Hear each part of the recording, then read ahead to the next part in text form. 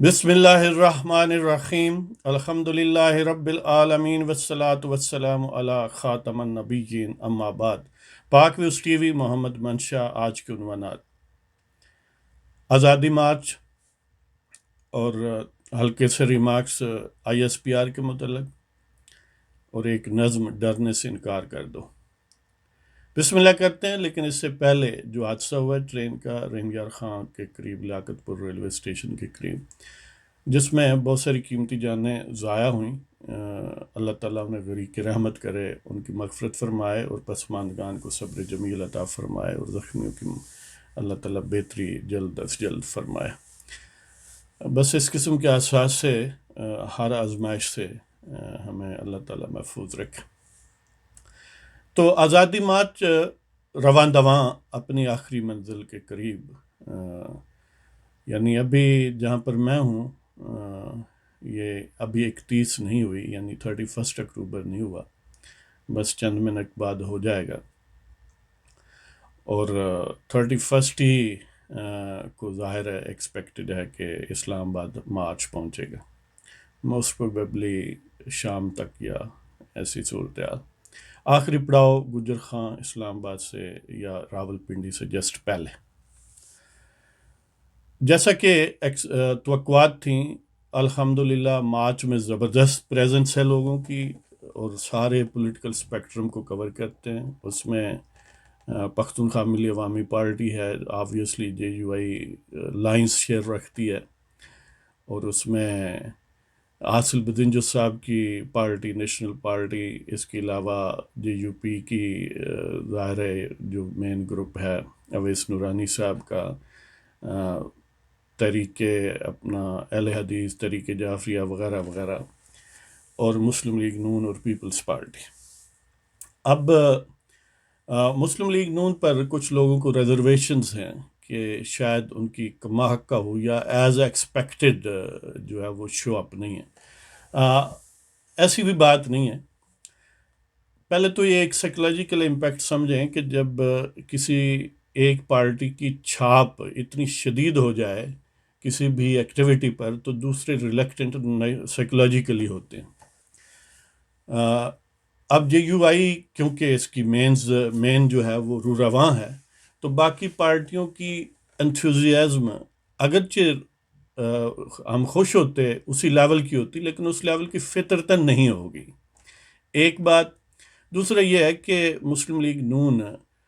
کی قیادت میں ظاہر ہے دو مختلف اپینینز ہیں، اور سب سے اہم فیکٹر یہ ہے کہ جو وائٹل قیادت ہے اصل میں جو ورکرز کی جن کے ساتھ اٹیچمنٹ ہے، میاں صاحب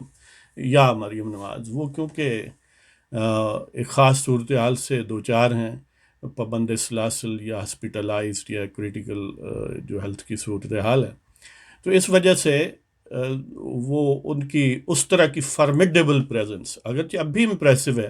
لیکن اس طرح کی جتنی کوئی توقع رکھ سکتا ہے کہ پنجاب میں ظاہر ہے ان کی غالب اکثریت ہے۔ اور ایک وجہ یہ ہے کہ وہ ڈسپرسڈ تھے، یعنی کسی ایک پوائنٹ پر وہ شو آف فورس نہیں تھا، بلکہ آن دا ہول روٹ ہر ضلع، ہر تحصیل، ہر مین شہر کے ساتھ ریسیپشن یا بیک اپ کرنے یا اس کے ساتھ حصہ ڈالنے یا اس میں شامل ہونے کے لیے لوگ نون لیگ موجود تھے۔ اس طرح لاہور میں بھی درجنوں مقامات پر تھے، کہیں کم کہیں زیادہ، لہذا اس وجہ سے اگر کسی جب کوئی آتا ہے تو ظاہر وہ ایک سالڈ بلاک کی صورت میں آتا ہے، جب پورے شہر میں اس طرح کا سلسلہ اگر ریسیپشن کا ہو تو یا آن دا روٹ ہو وائڈ سپریڈ، تو اس کی شاید اتنی وہ پریزنس یا بظاہر نظر نہیں آتی، لیکن اس میں مایوس ہونے والی کوئی بات نہیں ہے۔ یہ فطری فیکٹرز ہیں کہ اس لیول کا انتھوزیازم ممکن نہیں تھا جو جے یو آئی کا ہے۔ اس طرح اگر بالفرض کسی مارچ میں کسی ایکٹیویٹی میں مسلم لیگ کا ٹھپا یا مور ہو اوورال، تو اس میں باقی بھی دوسری پارٹیوں کا انتھوزیازم اس لیول کا نہیں ہوگا، اگرچہ وہ شامل ہوں گی۔ اس طرح کی صورتحال ہے، اور بعض ایون جیسے عبد القادر بلوچ ہے یا بعض لیڈران جو ہیں وہ موجود بھی تھے، اور اس کے علاوہ یہ اپنا مین لیڈرشپ یعنی شہباز شریف وغیرہ، انہوں نے تو یہ کہا ہوا ہے نا کہ وہ اسلام آباد شو اپ ہوں گے، یعنی وہ وہاں پر اسٹیج پر موجود ہوں گے، وہاں پر تقریر وغیرہ یا جو بھی پارٹیسپیشن ہے وہ ہوگی. یہ ایز اناؤنسڈ بائی ہم ارلیئر، وہ یعنی ان کا یہ پروگرام میں شامل ہی نہیں تھا. ہاں، مولانا نے یہ کوشش کی کہ جناب نواز شریف سے یعنی ہو جائے، کوئی ملاقات ہو جائے، لیکن ڈاکٹروں نے اجازت نہیں دی، اور موسٹ پروبیبلی فون وغیرہ اس سے ظاہر پہلے بھی بات ہوئی ہے ان کی. تو بہرحال معاملات بالکل ایز ایکسپیکٹڈ یا ڈیزائرڈ جا رہے ہیں. الحمدللہ زبردست پریزنس ہے. مولانا نے ہر مقام پر، ہر پڑاؤ پر، اور ان کے رفقا نے زبردست تقریریں کی ہیں، اور اپنے مقاصد اور جو پرپز ہے اس مارچ کا، اور ظاہر ہے وہ ظاہر اور باہر ہے کہ کیا پرپز ہے. پرپز یہ ہے کہ موجودہ حکومت ایک رگڈ الیکشن کا نتیجہ ہے، اس کو ہم نہیں مانتے، اور ان کا استعفیٰ، وزیر اعظم کا استعفیٰ چاہیے. اس کے علاوہ جو اپنا راول پنڈی میں وہ جو نیا سومناتھ کا مندر ہے جی، یعنی پرانے سومناتھ کے مندر جو محمود غزنوی کے دور میں تھا اس کے مقابلے میں نیا ہے. ادروائز اس سے بھی ہمارے سروں پر سوار ہوئے 5 صدی ہو گئی ہے، تو اس حوالے سے نیا نہیں ہے، وہ ایک کمپیریزن کے حوالے سے. تو بہرحال ان کی مداخلت اور ان کی غلامی سے نجات، وزیر اعظم کا استعفیٰ، آئندہ الیکٹورل پروسیس میں فوج کے کردار کو ختم کرنا، اور مہنگائی اور ہر طرح کی مس مینجمنٹ اور لا لیسنس اور اقربا پروری اور موجودہ حکومت کی یعنی بالکل غیر ترقیاتی انداز حکومت جو ہے، ان سب کو ہدف بنایا گیا. تو ان سب کو بڑا ایلیبوریٹلی اور بڑا فصاحت و بلاغت سے آن دا وے ملٹیپل ٹائمس ظاہر ڈسکس کیا گیا ہے، لوگوں تک ابلاغ کیا گیا، پہنچایا گیا ہے، لوگوں کو سمجھایا گیا، اور لوگ الحمدللہ بڑے پرجوش اور ایک اکراس دی یعنی سوشل سٹیٹا ہیں. اس میں ہر رنگ کے، ہر پولیٹیکل سائیڈ کے، ہر پولیٹیکل یعنی عقیدے کے لوگ ہیں، تو ریلیجیس عقیدے کے بھی، پولیٹیکل عقیدے کے بھی، اور پھر انتہائی منظم ہے. کسی قسم کی توڑ پھوڑ یا کوئی منفی ایکٹیویٹی ان کے ذمے نہیں آئی، اور یہ بڑی اچیومنٹ ہے. اتنے یعنی سمجھ لیں کہ آج تک ایسا مارچ ہوا بھی نہیں، اور آئندہ بھی شاید نہ ہو کہ اب دوسرے مارچ جو ایک اس کا یہ نتیجہ ہوگا کہ اب کوئی مارچ اتنا فریکوینٹلی امکان نہیں ہے کوئی اور کرے. وجہ یہ ہے کہ اگر کوئی کرے یا تو اس کے برابر یا اس سے اوپر جائے. ایک طرح سے یہ سمجھ لیں کہ یہ ختم مارچ شریف ہے کہ یہ اتنا اس لیول کا مارچ چلا گیا ہے کہ اب باقی مارچوں کی گنجائش نہیں ہے. تو اس حوالے سے گویا یہ نیکسٹ حکومتوں کے لیے بہتری بھی ہے کہ اس لیول کا مارچ اکٹھا کرنا. یہ سمجھ لیں کہ مولانا فضل الرحمان دامت برکاتہم عالیہ ہی کی بصیرت اور تنظیمی صلاحیتوں اور جے یو آئی کی کہ جوش و خروش کا نتیجہ ہے. نہ پہلے کبھی ہوا ہے، نہ آئندہ مستقبل قریب میں مجھے نظر آتا ہے. یعنی ہو سکتا ہے، لیکن گمان یہی ہے کہ بڑا مشکل ہوگا. تو لہٰذا انہوں نے بار جو ہے نا مارچ شریف کی بہت اوپر کر دی ہے. اس لیے سمجھ لیں کہ یہ پرفیکٹ مارچ ہے یا یہ خاتم المارچ ہے جی. تو اس کے بعد ذرا کم چانس ہے. تو بہرحال اس نے حکومت کو اننرو کر دیا ہے. حکومت بکھلاہٹ کا شکار ہے. جو بنی گالہ کے ٹھگ شریف ہیں، خان صاحب جو سومناتھ کے مندر کے مین پجاریوں میں شامل ہیں جی، انہوں نے اپنے وزراء پر پابندی لگائی ہے کہ وہ اسلام آباد سے باہر نہ جائیں. اب پتہ نہیں باہر جانے سے کیا میلٹ ہو سکتے ہیں یا اغوا ہو سکتے ہیں یا کہیں خوف سے بھاگنے کا کوئی اندیشہ ہے. بہرحال انہوں نے یہ پابندی لگائی ہے، اور ابھی تک یہ بات 100% کلیئر نہیں ہے کہ کیا وہاں پر دھرنا کس نوعیت کا ہوگا، کیا واقعتاً اسی جگہ تک محدود رہے گا یا اس کی کہیں کوئی اور صورت ہو سکتی ہے. موسٹ پروبیبلی وہاں پر قائدین پہنچ کے یہ ڈیسائیڈ کریں گے کہ کیا صورت آگے ہوگی. تو جیسے کہ لوگ بات سمجھتے ہیں کہ وہاں پر محدود رہنے کا کوئی ایگریمنٹ ایز سچ ہے پارٹی کا حکومت کے ساتھ، تو ایسا کوئی نہیں ہے. وہ ایک ایڈمنسٹریٹو فیسلٹی کے نقطہ نظر سے لوکل ایک ارینجمنٹ ہے کہ یہ علاقے ہیں، اور اس کے کئی فوائد بھی ہیں، کئی نیگیٹو چیزیں بھی ہیں. اب اگر یہ ڈی گراؤنڈ میں ہوتا، ڈی چوک میں ہوتا، تو ظاہر ہے اس پر ایز سچ میڈیا کا فوکس یا ڈپلومیٹک دنیا کا فوکس جو ہے وہ زیادہ ہوتا ہے کہ وہ ایک طرح کا حکومت کا نرو سینٹر ہے. وہاں پارلیمنٹ ہے، پریزیڈنٹ ہاؤس ہے، سپریم کورٹ ہے،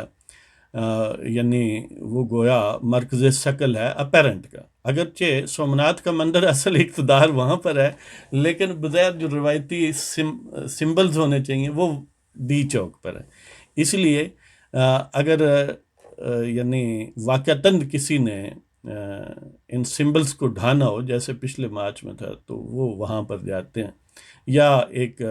آؤٹ آف پروپورشن شور نظر آئے ان کا، یعنی شور تھوڑا کریں نظر زیادہ ہے تو وہاں وہ موزوں جگہ ہے. اور پھر وہ ریسٹرکٹڈ اس طرح کا ایریا ہے کہ وہاں تھوڑے لوگ زیادہ نظر آتے ہیں، کہ وہ جگہ تھوڑی ہے، تھوڑا انکمفرٹیبل ہے.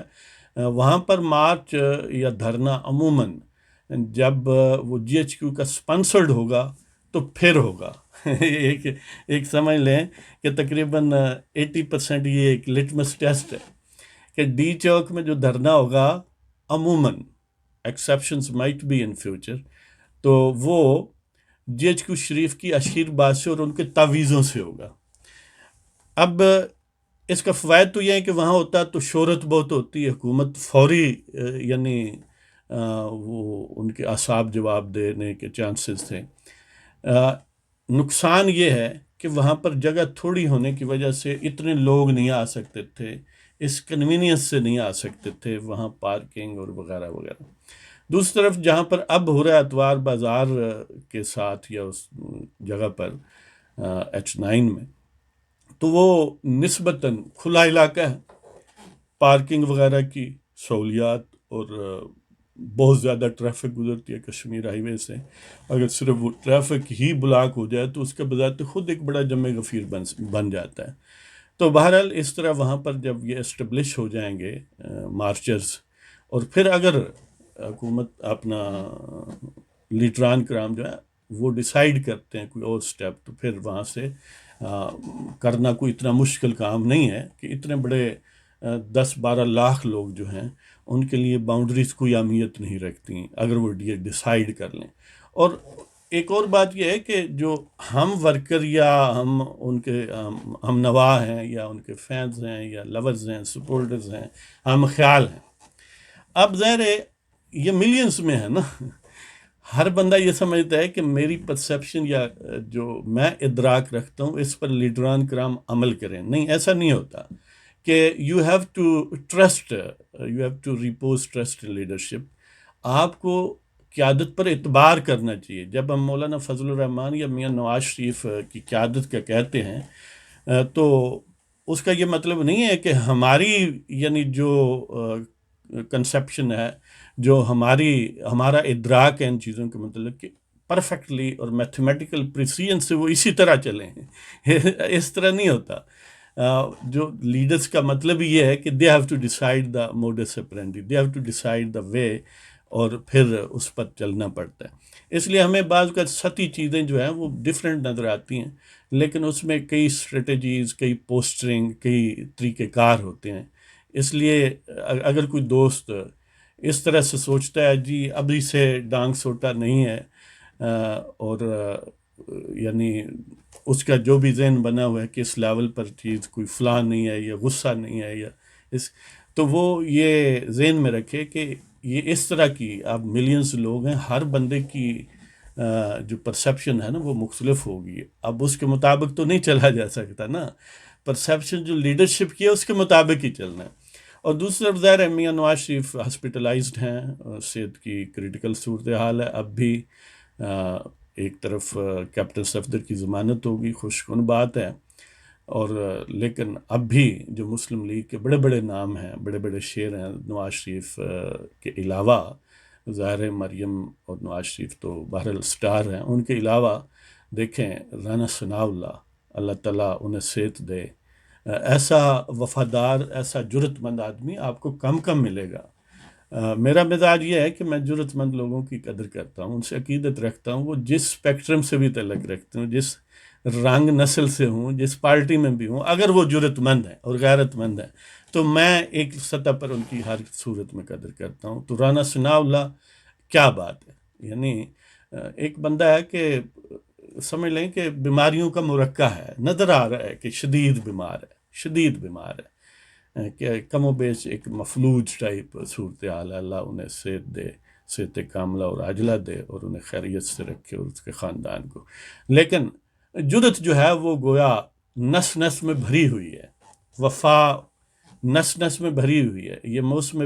ضمیر فروشی میں ایسے لوگ انکا ہیں، ایسے لوگ انمول ہیں، ان کی زیارت کیا کریں اگر موقع ملے تو۔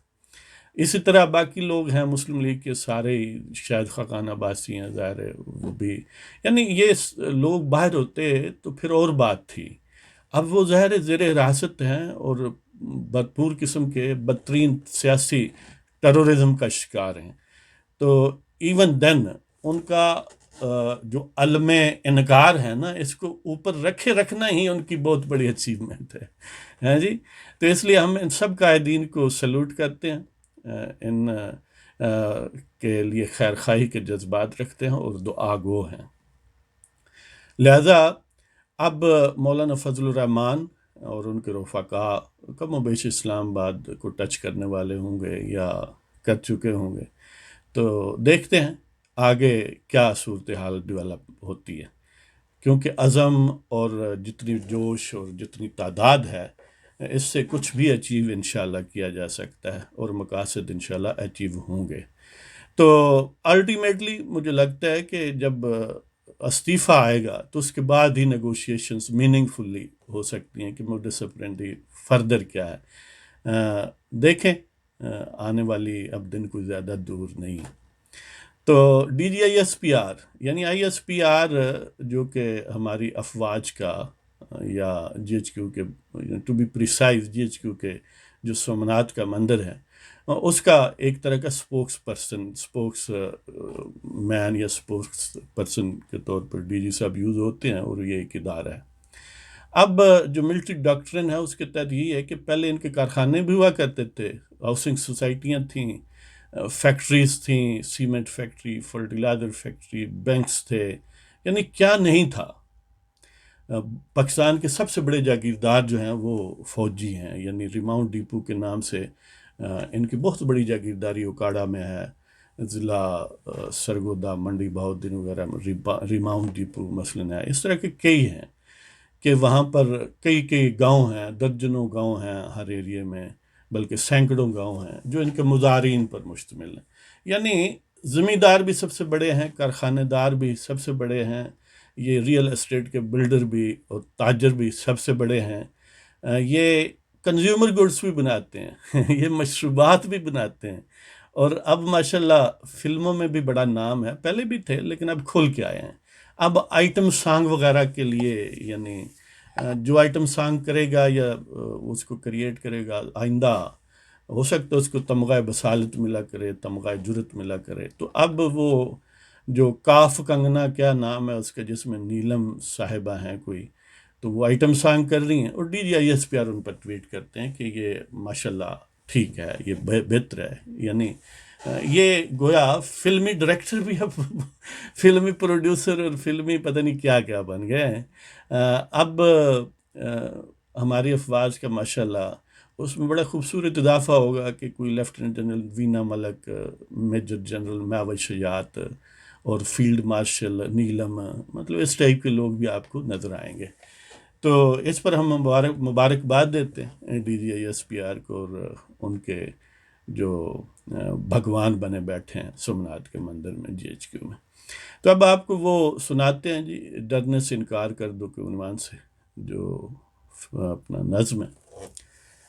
کہ لوگو فیصلہ بس اب کی بار کر دو، لوگو فیصلہ بس اب کی بار کر دو، سنگینوں سے ڈرنے سے انکار کر دو،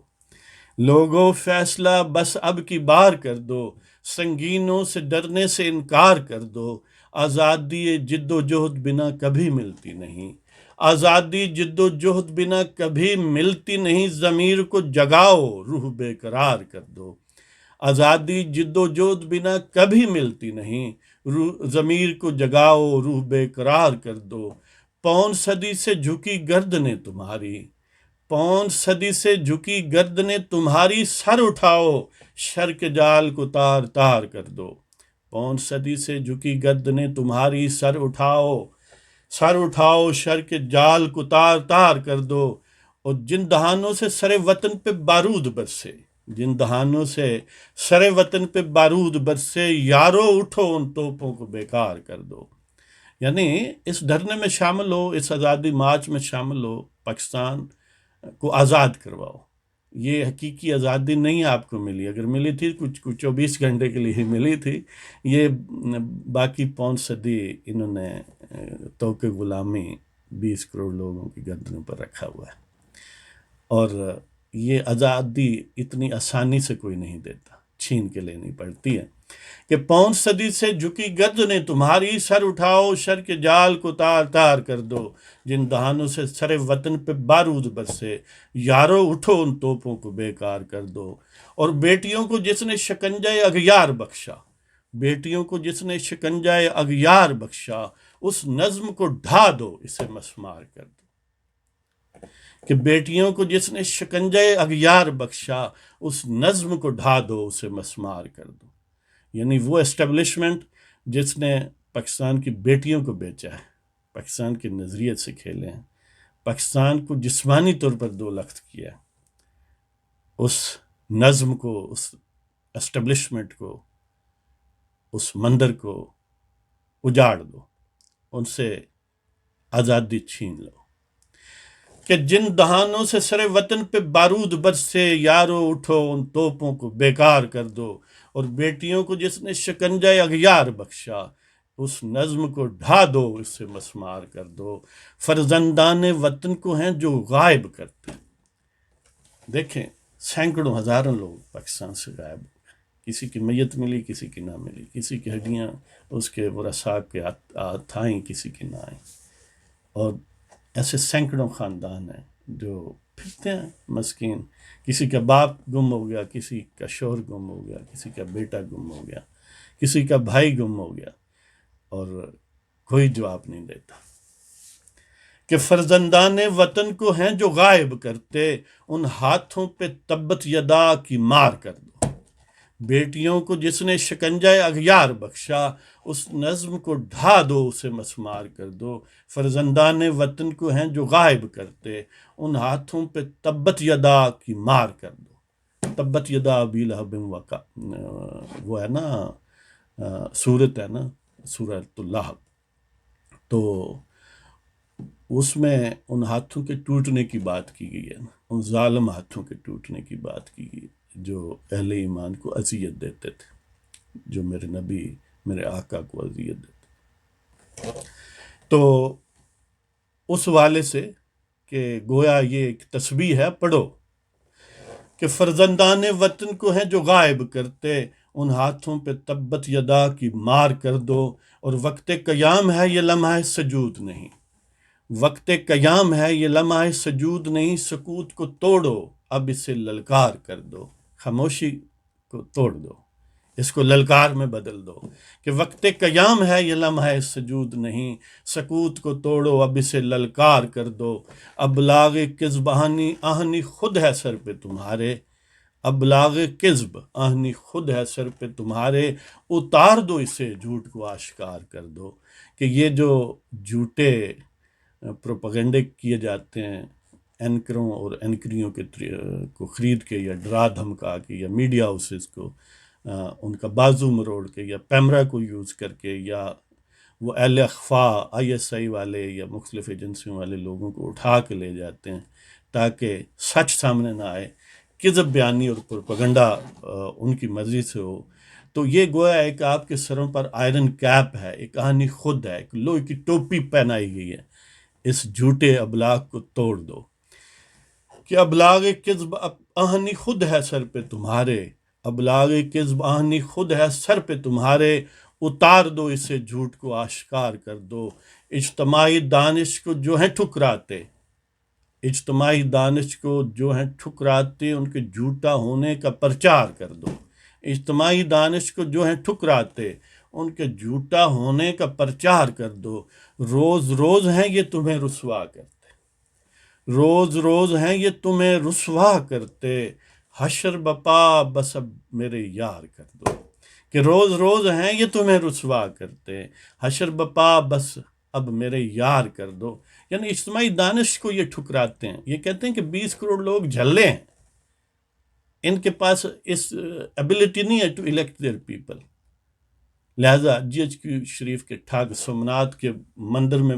پنڈی کے سومناتھ کا مندر جس کو جی ایچ کیو کہتے ہیں، اس میں بیٹھے ہوئے جو نام نہاد بھگوان ہیں چیف ٹھگ، ان کی مرضی سے لوگ ووٹ دیا کریں، اگر نہیں بھی دیں گے تو وہ کہہ دیں کہ بس یہی ہے الیکٹڈ۔ تو یہ اجتماعی دانش کو ٹھکرانا ہے، یہ گویا پاکستان سے بغاوت ہے، پاکستان کے آئین سے دشمنی ہے، پاکستان کے 20 کروڑ لوگوں کی تضحیک اور توہین ہے۔ تو اجتماعی دانش کو جو ہے ٹھکراتے ان کے جھوٹا ہونے کا پرچار کر دو، اور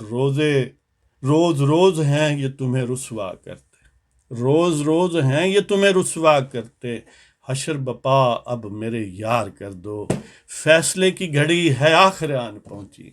فیصلے کی گھڑی ہے آخر آن پہنچی، خزاں گزیدہ چمن کو پربہار کر دو۔